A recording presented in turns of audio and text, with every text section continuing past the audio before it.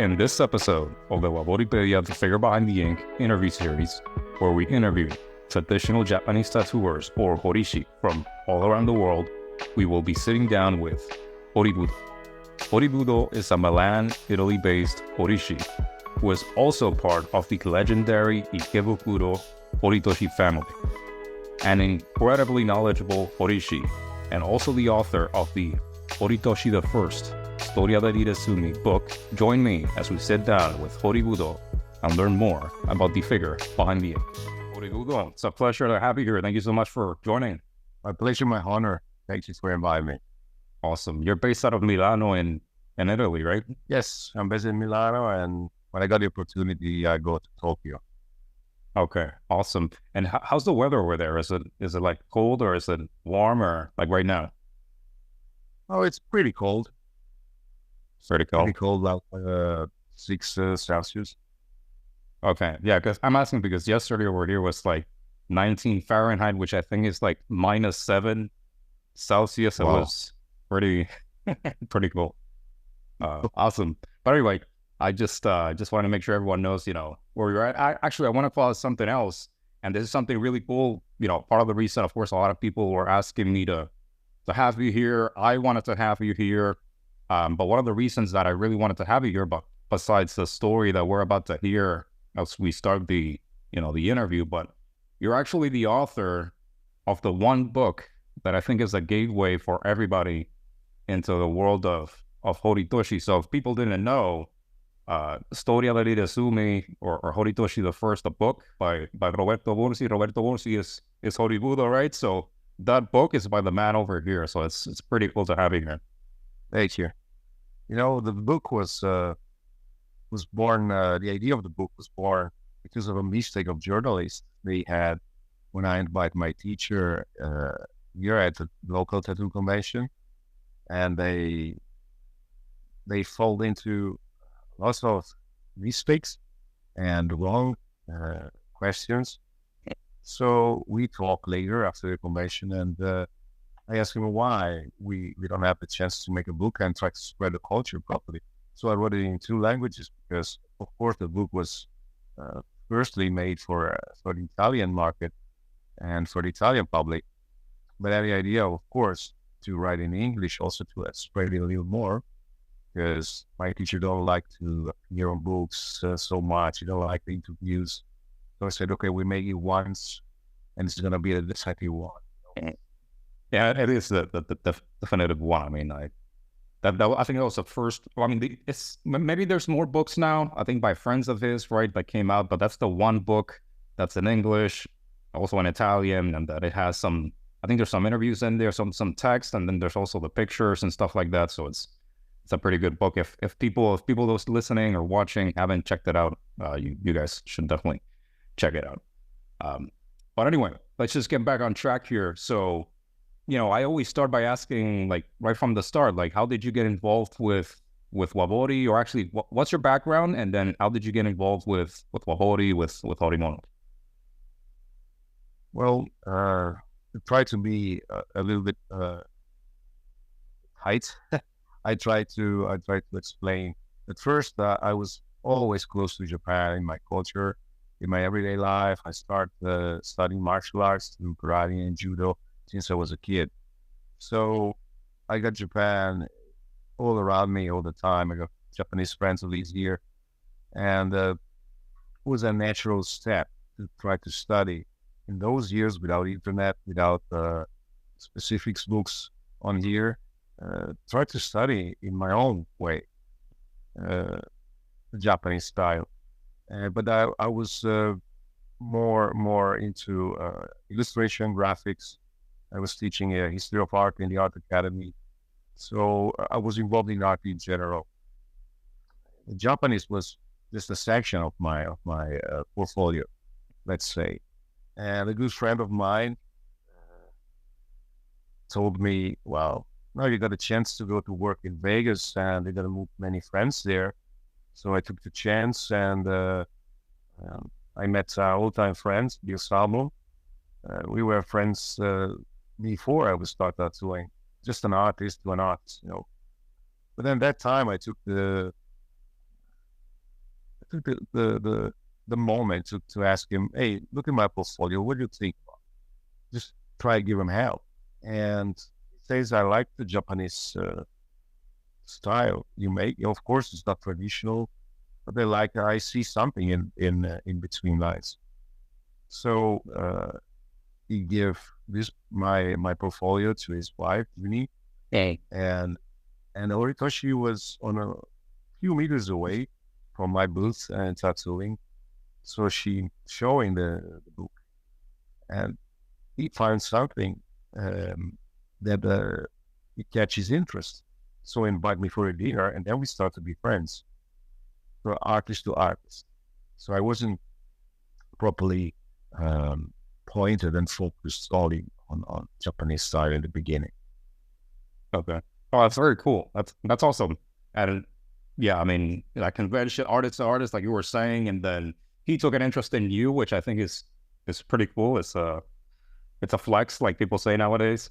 So yeah, that's awesome. And then obviously you met him, and what happened then? How did you like get involved with the family and so on and so forth? In the beginning, were not so easy because of the language barrier, and we always have the help of somebody of some family members who were helping to translation. And friendship is like a bonsai. You have to take care every day, every month, to give a hint, give the contact, and that was start for many years. And I was there for uh, the for visit and to try to finish the book. And with the director of the documentary, the link is on my um, Instagram page. We had a very short documentary, but very dense and very full of meanings. Some meaning also is hidden in between lines, but I can explain when people ask, some customer asked me about. So I was there and I said, why you don't teach me the traditional tattoo? But my was an innocent and friendly questions. I didn't know about the process was behind, about other young artists who facing him, they go in a totally different way. So I started my way, but because of the friendship, I was always very close. And after many years on be there, doing the study properly as the other students, but without pretend to be. And one day he asked me to join the family, and I was so honored because I didn't expect, I didn't even dream about it. And my Tebori were very smooth in the beginning because of my 20 years experience about tattooing before. And I was very, very lucky. So I think it was a good point to start this adventure. Nice. Oh, that's very well. Of course, you had the skill, but then it was also like right place, right time sort of situation. So that's awesome. And then sort of just following the conversation. So, obviously you do Tebori. Did, is there a reason why you chose to do Tebori instead of just machine? Because you do a mix, right? You do the machine and Tebori or not? I just do the lines with the machine. And sometimes some clients ask me to go even with lines with the Tebori. It's just a very slower process and maybe not that clean, but it's amazing.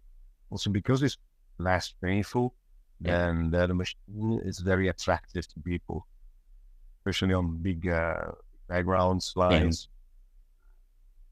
So you try to be fast as a machine, but you want to do the best you can with this ancient art, and people are very thrilled here. Okay. And did you pursue Tebori because that's what Horitoshi was teaching you, or was it because of the tradition, or why did you go with Tebori? Yes. We learn his way of tattooing. And so we learn his composition, we learn from his mixing colors, we learn everything about him.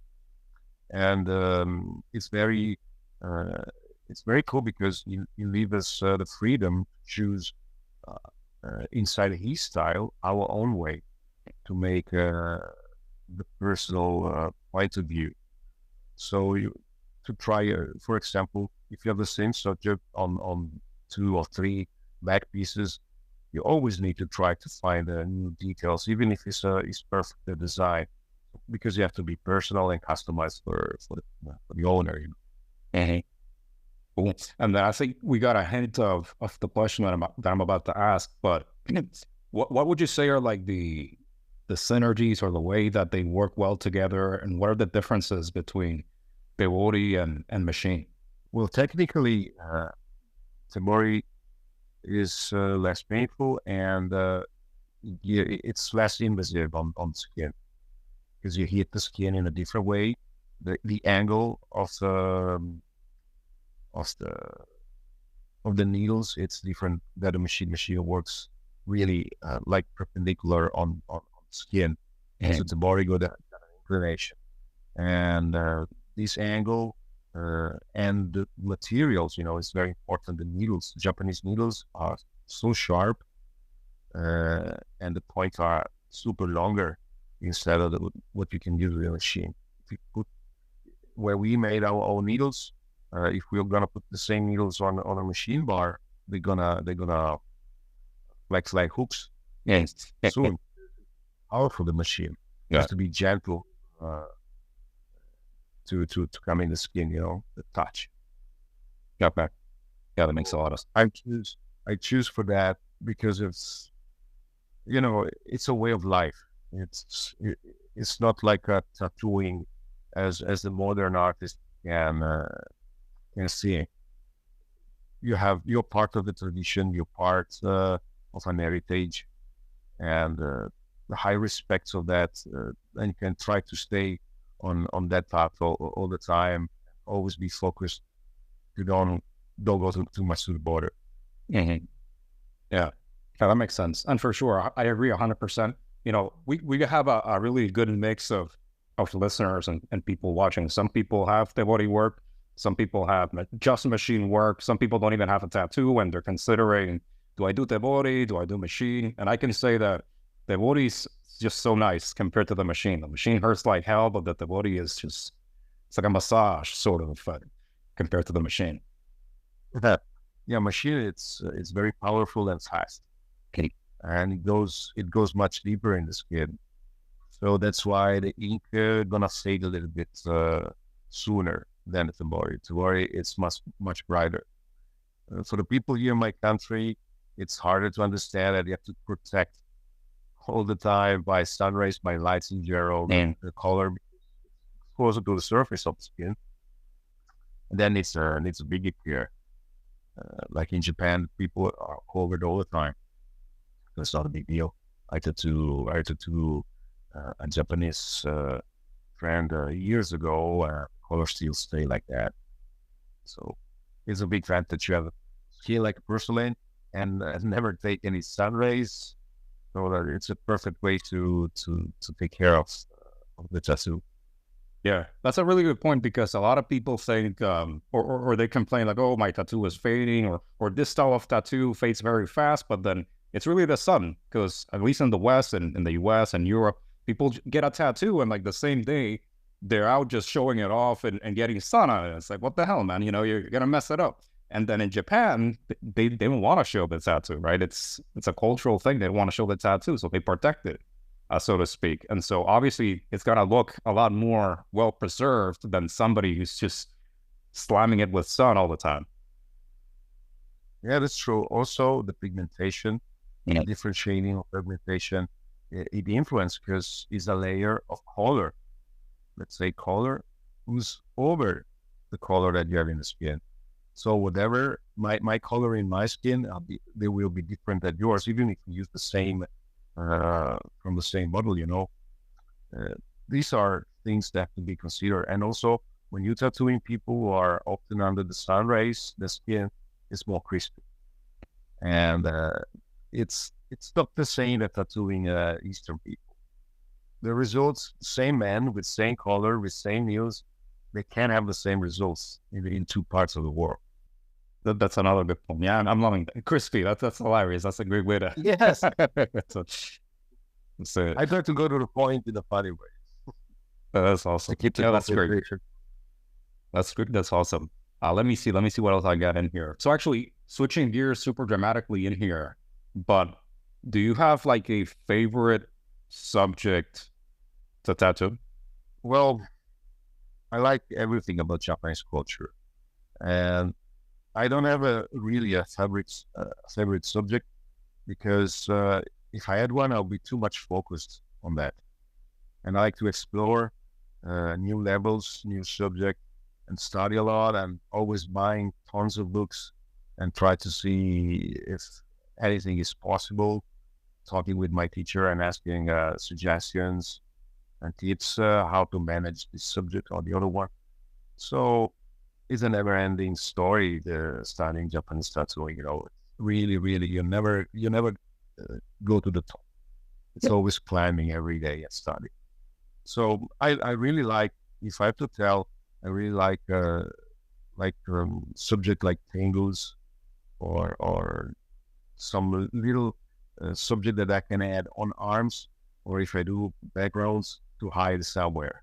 And Those are details are not too much when you do Tebori, but you can have enough anyway to make some nice image. So I like that thing too. But I like to explore divinity worlds also. Lots of people ask me about gods, Japanese gods, and so I have to make interview, maybe longer, like 2, 3 sessions interview, is that to find books and show them the meanings, everything. And if I have to suggest to people who don't have tattoos, if they want to have a traditional tattoo, talk a lot with the artist. Don't go just with your idea. Be open, because sometimes the customers' idea are coming from like Wikipedia, and so it's not top of the culture. There are not really much books about, because maybe it's not easy to find or whatever. The easy search is that one. So just go and talk with the artist and follow the flow of the culture.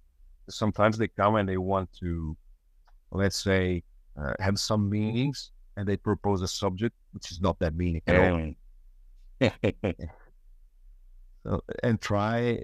It's good to find a subject and try to find hidden details and or meaning, and that makes a lot about knowing the tradition. So also customers are very happy. yeah, that makes a lot of sense. Obviously, the artist or the Horishi is going to know a lot more than whoever's coming in. So it makes a lot of sense to just discuss and figure out, hey, this is what I want. What do you recommend? What do you think about it? Right. A lot of people I know that they might mix like elements. They might have like some water themes on the top of their body, and then they want some clouds or some like land animals on their legs, and then it's like, wait, that doesn't make a lot of sense, you know?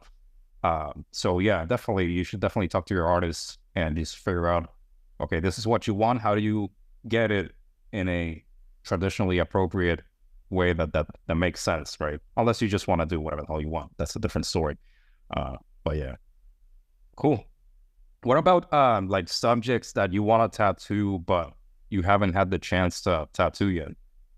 Well, I like to go deeper, like for example, into Suikoden heroes, um, because I think there is a big variety Yeah. of subjects, and also the sources of images are changing a lot. Everybody knows about Unyoshi Suikodens, which are most famous, detailed, and strongest pose, and very image of high impact. But I discovered recently, like a few years ago, I recently discovered the Hokuzai Yeah. Suikoden.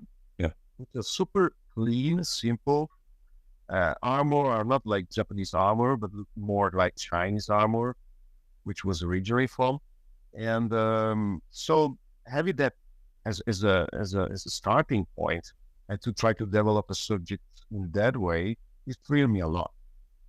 Yeah, actually, what I'm about to say, people listening, don't quote me on this, but I think the Hokusai version is actually came before the Kuniyoshi version. So that's interesting. Cool. Awesome. And then what about like, do you have like a favorite outlaw or scene in Suiko? Not really, but I love mostly like for example Kumoryu, which have depicted 9 dragons on his body, because you can use the same subject and try to make with the dragon as a background. Somebody can do with the snake. Somebody make all the warriors. So it's a very flexible subject. And Haoshoratishin, also the monks with the flower, because I think it's the highest strength image in all Suikoden. Yeah. Yes, because you can also design different flowers. This was the flower mod. Most of the people, of course, they try to depict him with sakura, with cherry blossom. But cherry blossom is really Japanese, but originally he's from China. So I guess that peonies are more indicated to his decorations on the body. Try to go. I always try to study the origin of the image to don't make the wrong season. Yeah. I saw lots of Hanya with cherry blossom, but Hanya probably it's more in a bush, and it's more indicated this maple leaves.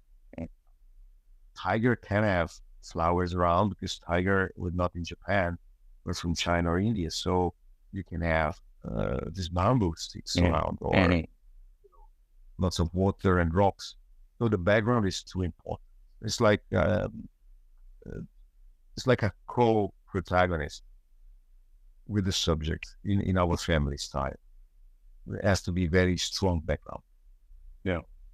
That makes a lot of sense. It's awesome to hear you say that, because that is something that actually a lot of people, whether they're tattooers starting to do Japanese, or maybe they've been doing it a long time, but they just don't know, hey, things have seasons and you can't mix this with that, right? This just doesn't make sense. So it's always good to hear somebody who knows what they need to do. And I also want to call out that you mentioned kaosho with different flowers, and you mentioned the peonies. And it's funny because I think it was like last week or 2 weeks ago, I was looking at a Horiyoshi the second tattoo, and it had kaosho with peonies. And somebody else was saying, hey, that's wrong. Why did he do peonies? And it's like, well, no, it's the flowery monk. It's not the cherry blossom monk, So it's funny that you bring it up, because we were talking about a tattoo of kaosho with peonies not long ago. Cool. Awesome. So actually, before I jump into your tattoos, because I do want you to walk through some of your works, but let me preface that by asking you, what can you tell us about your colors and your composition style? Well, I always try to follow what my teacher told me in the past. And every time I go to Japan, we are very delighted to discuss any single image I study on paper or already tattooed, because there is always a questions that I need to do. And sometimes, okay, of course, we can do by phone. But when you're there, it's better because you can draw together something. And this is the best part to be a disciple, because you see your teacher, the way that he makes composition, the way he changes ideas, the way he makes the flows of the background going, and this is super important. That's why I always recommend that people who want to go around the Japanese traditional style to find a teacher. Of course, everybody wants to copy in Far East world. Lots of people are copying our family style, sometimes in a super good way, but a lot of things they don't know, they are emerging as the design comes, as the tools comes, and it's ironic to see some, let's say, mistakes, because the people study from tattoos. We are studying from the prints, and we have to use a lot of our head. if the details that we need is not there, you have to use your head, not copy another tattoo.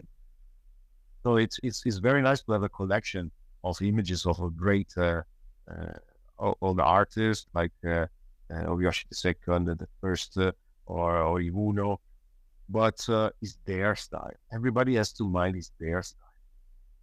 Easier to copy another tattoo, but the hardest way, it's always the best.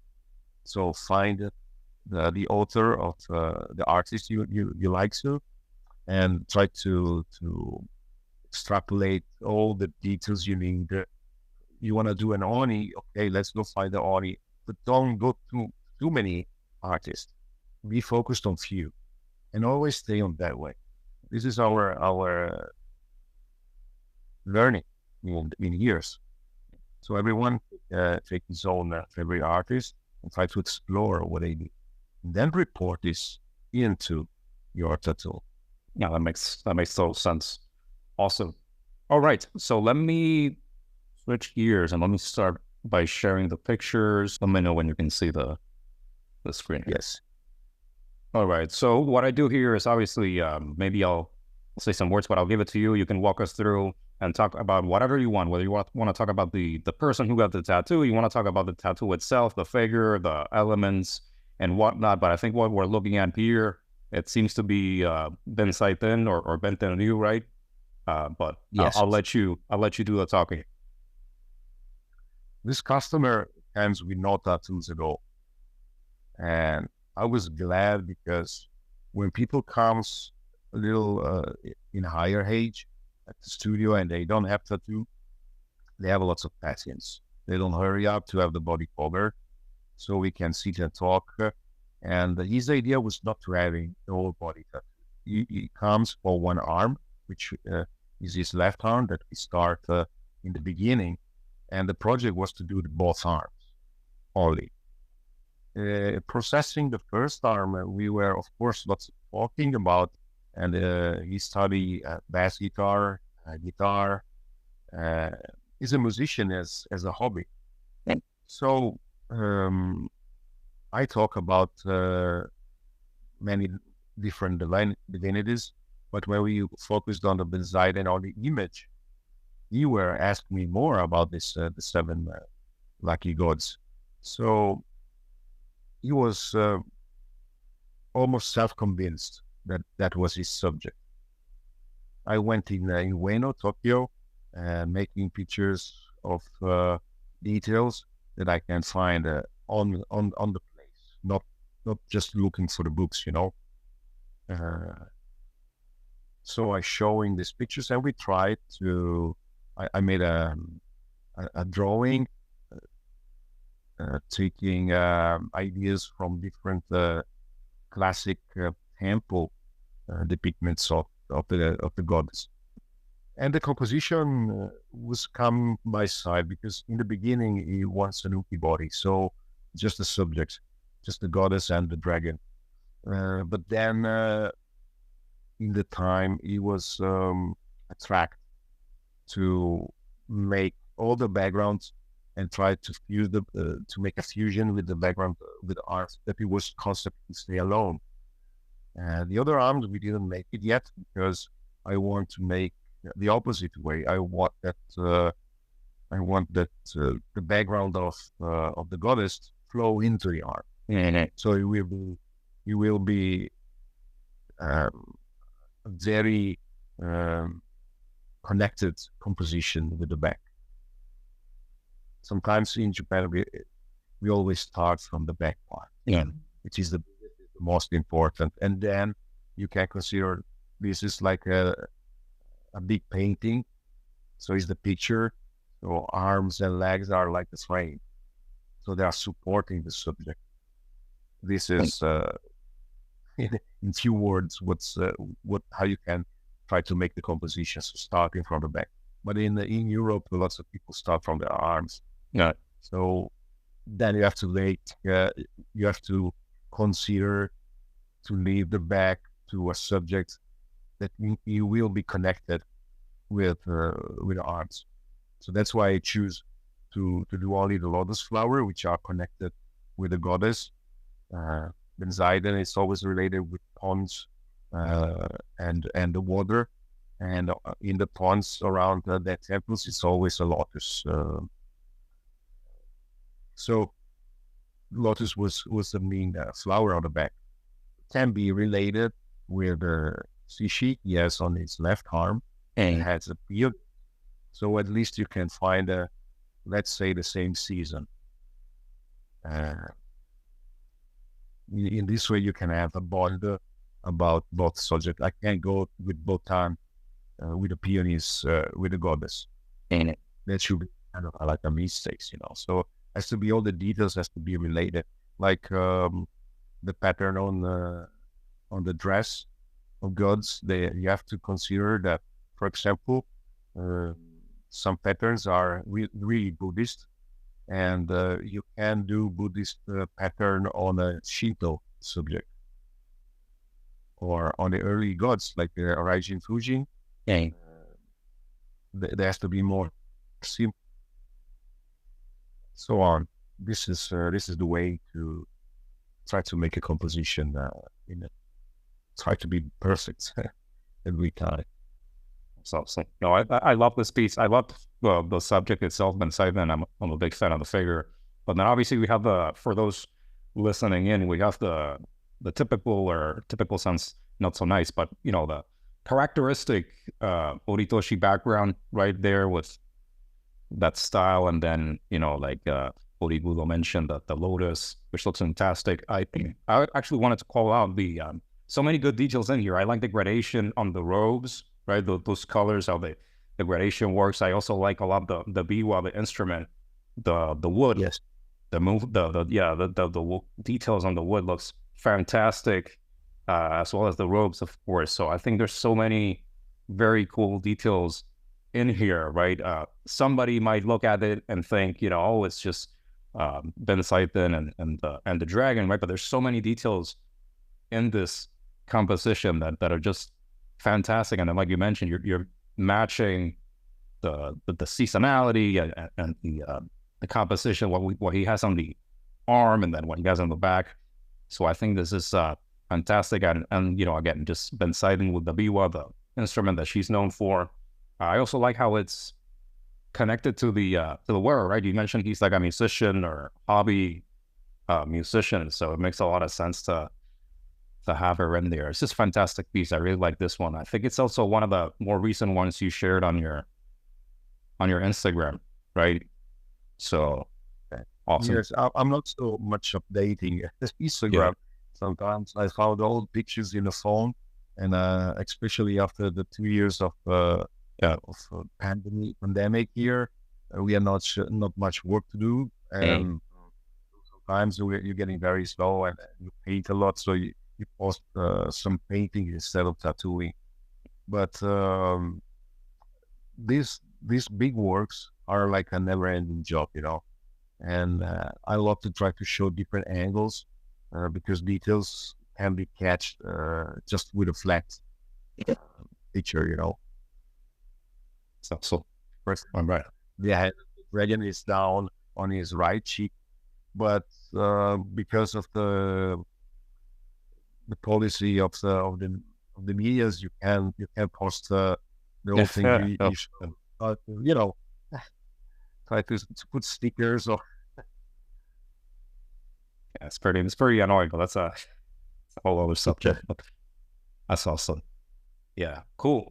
Do you actually do you have? I think you do. So this is a dumb question. I might even edit this out. But do you have the picture of the whole thing? Yes, I have some picture, but of course I can't post it. Yeah. But I try to do picture with portions, like close to this one. There is a picture where I show also for the people who wants to understand how this composition works. Everything is freehand, so you have to do portion by portion. And his left cheek got the waves close to a lotus flower. So I posted first the drawing and then the results after one session. And I will try to take the whole picture as soon as I can. maybe let him wear some traditional Japanese underwear, so they, Yeah, at it doesn't least they bother. can. Yeah, cool. All right. By the way, I love the videos that you've been doing, the short videos of your Yeah. working. Thank you. Those are great. Awesome. Let's move along to the next picture in here of a dragon. I'll let you say a few words. Yeah, this dragon is a protection dragon.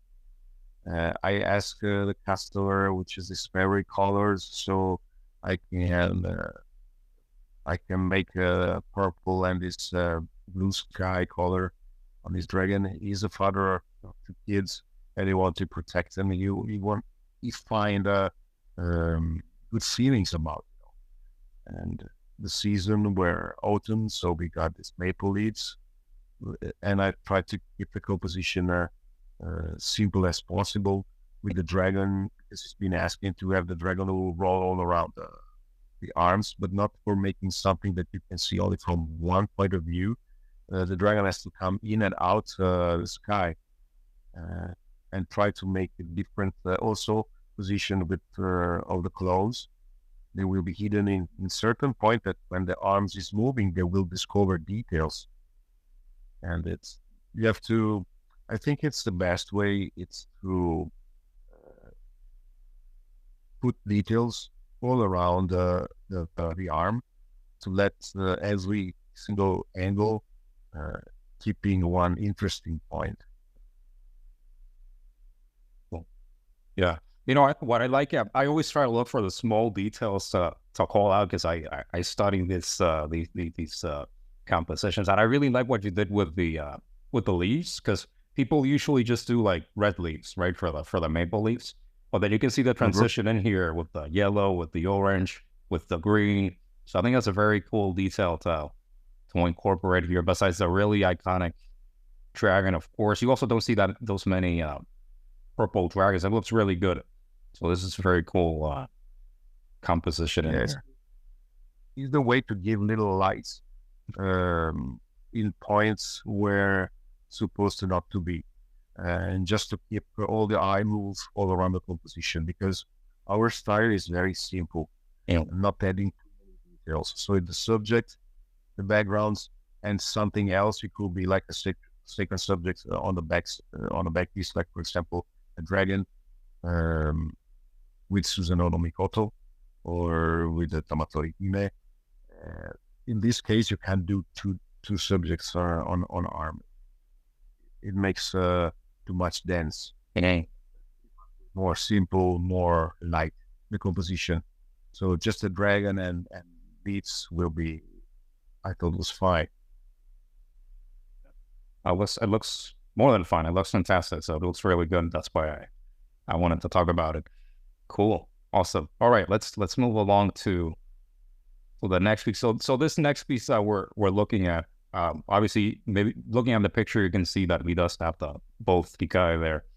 So we'll look at the other side as well, but we're looking at Fujin here, and I'll let you afterwards. Yes, we start with the Raijin on the other arms. Okay. He was the right, but this was the second one. He asked me if we were possible to having a more brighter color. So this looks like close to illustration color than a traditional tattoos.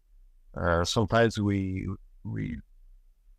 follow the customer request, and it's a challenge, because then you have to keep the no balance of the composition, so the high color and some darkest background, so it can balance the composition. Otherwise, it looks too much Western. And so I choose because he asked me this particular kind of green, and that's okay. Why not? So I add in the dragon on the wind back. He got on the back to adding some other some new detail, and also makes a lighter composition, because the eyes is a little bit distracted by other details. Then we focused on that color, which is super powerful. And if he were for me, I would do it more smooth. But customer wants to have it very bright colors, so it's like a little bit like a Hulk Fujin. Yeah. Oh, that's interesting. Yeah, actually, that's exactly why I want to talk about this one, because it looks so different in the color selection of the Fujin, right? So I wanted to know a little bit more of the story of what went into selecting that color. But I also do want to call out a couple of details that are really cool besides the really different color. But for example, you mentioned the dragon. I thought that was a really cool addition there, the dragon in the wind bag. And I also like what you did with the wind coming out from the wind bag. I don't know. There's something that I really like about it. It just looks very dynamic. It looks very different from the background. So I wanted to call out the wind details there also. Pretty cool. Yes, I had this idea. I was in Kyoto, and I noticed it was a print in a museum, and it was very small, but it opens my mind about this, because it shows how the Fujin was putting wind into the wind bag. So I said, okay, I used my logic, and because he wants this very dynamic composition, more modern, but keeping the classic style. So I said, okay, I want to make just a detail who's justified the storm around. So it opens, he leaves his hands, just open the bag, and the wind promptly out of the bag, and then create the storm. It's awesome. No, it very dynamic. Awesome.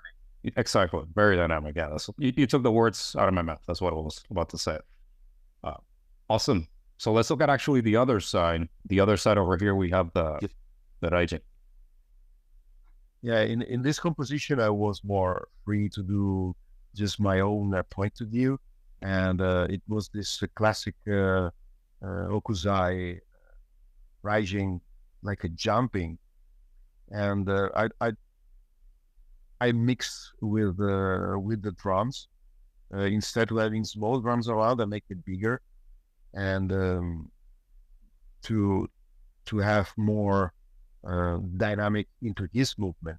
So it's like he's jumping away from the drums, because when he hit the drums, he create the thunder and the lightning. So lightning here is more furious than in the other composition, and I was more instinctively, I was spreading the composition on the old parts. So I left in the other side, I left the chest more black, more dark, more backgrounds, and here I put one of the drums. So the 7 drums, he's jumping away, or he's jumping through. And this is the idea of the composition. Using a classic design to make my own way of this, because it is being used many times as a reference. Then everyone tried to make his own details, and I try to, with the colors also, I try to make different shading of red. I noticed those two things that you actually just call out, but I think it's very cool how, like you mentioned, he's just like jumping away from the drums. In fact, if you look at the bottom drum there, you can really see that happening, right? It's just like jumping from there. And then the shading that you mentioned, or the gradation that you mentioned on the color of the Raijin himself, that's pretty cool as well. Awesome. So actually, let's look at the full body of work here. Obviously, people here, you can see both of the hikayas. It looks cool. Fujin and Raijin's classic pairing, right? And it's pretty awesome.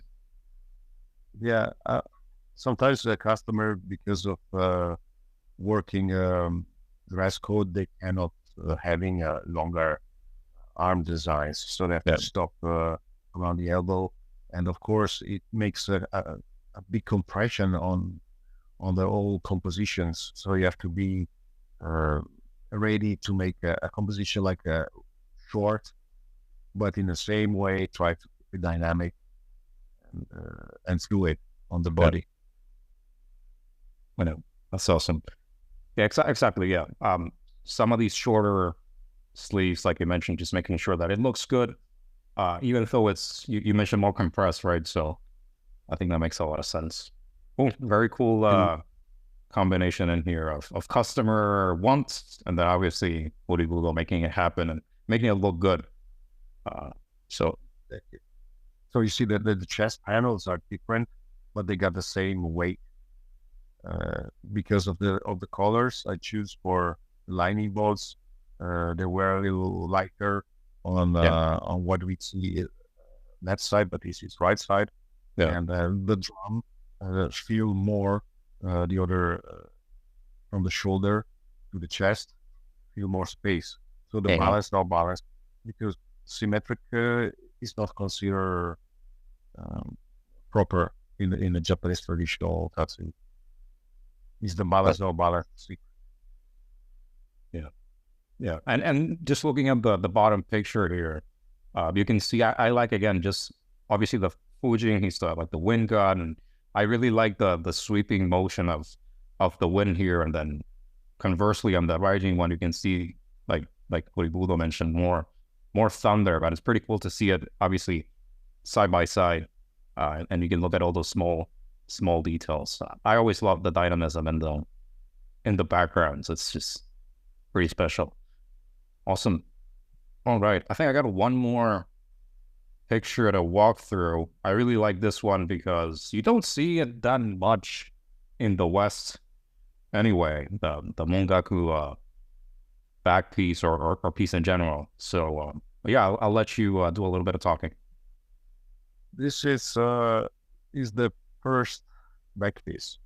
It's the earliest point. I was barely know my teacher, and he helped me with the composition on the water on the top. In that time, this guy comes. He has already one arm tattooed in a different style. It's more like Oriental.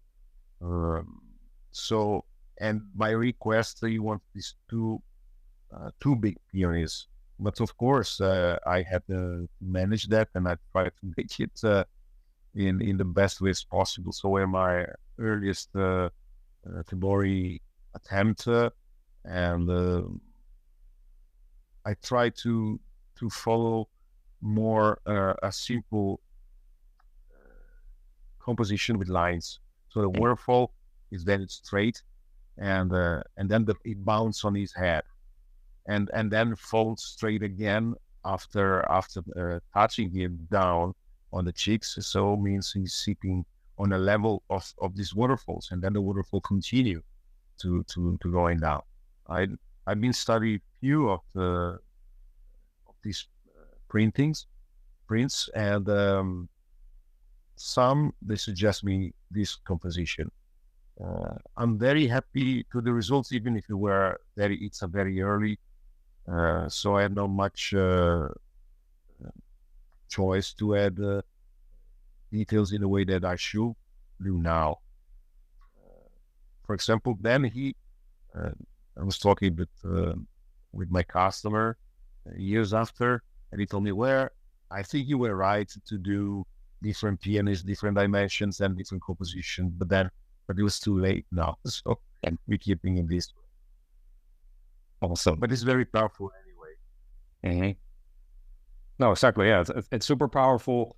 In fact, let me just preface what I'm about to say, but I also like how throughout looking at the tattoo compositions that you made, we sort of saw a timeline. Obviously, we're looking at from what you're saying, a very old one, right? But then we also looked at some more recent ones. Obviously, I chose the pictures for those listening and watching, so it was my in my choosing that we got to see the oldest one last. Yeah. But anyway, I really like what's been done here with the water, like you mentioned, just going down. That's very cool. Again, that's something you see for some reason that much in like Japanese inspired tattoos in the West. But I really like that motion that you called out. And again, Mongaku is also pretty rare to see. So it's really powerful. I saw some other pictures of this gentleman across your Instagram, right? But yeah, it looks great, and it looks great from any angle that you look at it. So I definitely wanted to talk about it and just hear what you have to say about it. Cool. All right. Well, I think that's about it in terms of the pictures. Obviously, again, I was the one who chose the picture, so there's there's many more pictures and designs and in Horibudo's Instagram. You should definitely check it out because they're just fantastic Horitoshi family style with Horibudo's own, obviously, flair and designs and such. So let me stop sharing, go back here to the main man and continue the conversation. So the question I'm about to ask, I think I've already gotten many answers through our conversation, but I'll ask it anyway. And that's, what's been the biggest influence in your career and your style? We know you're part of the Horitoshi family, so obviously that was a big part of it, but just wondering any other elements, any other influences in what's made you the artist or the artisan that you are today. Well, I always, as I told you before, I always study by my own Japanese authors. So artists, I was very delighted to Kuniyoshi, of course, and he was one of the biggest push to me to study, for example, backgrounds and the composition in a chromatic way. But Hokusai is still capturing my attention because it's so simple and so powerful in its simplicity that I'm always wondering how it can synthesize with few lines, masks, for example. You can have templates with all masks of the note theater, and it's crazy how with few signs you can make a full expression. And I was happy that my teacher likes that too, and so when I start to study by him, we have a good common base to talk about and to try to find inspiration for the studies. And study the background, it's very hard because in our family we have a deep sense of what is the flow of the air, or the nature of the bouncing of the water when it comes down, when it bounces, explode into it looks like a flower, and then it bounce again and fall down in one direction, another direction. So you have to be in logic. It has to be like a movie scene and catched in a frame, and so the logic of the sky, when clouds moves in one way, encountering all the clouds moving in the other ways, and then it makes a thunder, and then it can have the lightning. So this is a strong influence I have, and I still have to study. I know it's a never-ending story, and I'm so blessed to having time to do this and to have a nice confrontation with all the members of the family, and as we keep in touch. And this weekend I'm gonna have Akira, which is the oldest. He's like a senpai in our family. He's gonna come in here for the weekend. We're gonna lots to talk about. I'm gonna learn from him and from everybody all the time. That's awesome. Very, very poetic though, what you said in there about capturing the movie scene in the frame. And it sounds like Kuniyoshi has your mind, but Hokusai has your heart. From what you're saying. But yeah. But it's cool because you have to mix heart and mind. Yeah. That's awesome. So it is better to be focused on few subjects, on few examples. Otherwise, you are distracted from weights, you know. Yeah. Oh, that's great. And I also like how you mentioned, the family, you keep close to the family and the interactions seem to be like healthy and good. And you guys are learning from each other. So that's also pretty cool. And one of the benefits of obviously being in a family, right? Everyone gets to learn from each other and encourage each other, I would assume, right? And motivate each other. So that's pretty awesome. Cool. Let me see what else I got in here for you. So actually, sort of switching gears in terms of the people, but what do you think about the bond between the Horishi and the client while we're doing the work, and then perhaps after the work is done? I think in Japan there is more connection. We always, even if the people they finish their bodysuits by years, they always meet. They try that on the good way, you know. They're going out for dinners once in a year, or sometimes they go to the seaside with a teacher. They're having barbecues somewhere, like in Chiba, for example. And there is more traditional. Here you have to organize that. Because people, when they got their bodysuit, sometimes you can have, of course, like a kind of like a friendship during the years, because of the building of the subject. It's not a small thing, you know. So with some clients, we still they come at the shop at the studio and pass by, say hello. Sometimes we have dinners together, because I think it's not by the artistic, it's by human. You spend lots of time with another human being. So in a kind of way, of course, it's a friendship, and then discussing about different projects for the future. Maybe they invite you to show where they're playing. Something like this. This is a cool way. Not people awesome. Are just having tattoo and disappear. Right.